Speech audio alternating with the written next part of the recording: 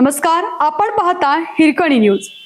Hirkani news प्रत्येक क्षण ताज्या घडामोडी आणि महत्त्वाच्या प्रत्येक बातमीसाठी नेहमी तत्पर. सुप्रसिद्ध प्रेरणादायी वक्ते आणि करिअर काउन्सिलर प्राध्यापक तौहीद मुजावर यांनी आज त्यांच्या कार्यालयात सांगली शहरातील सना फातिमा पटेल यांचा सन्मान केला. यावेळी त्यांनी सना यांच्या उच्च शिक्षणासाठी जर्मनी येथे जाण्याबद्दल अभिनंदन केलं. प्राध्यापक मुजावर म्हणाले, तुमचे मेहनत, चिकाटी आणि सातत्यामुळे हे यश तुम्ही मिळवलं आहे.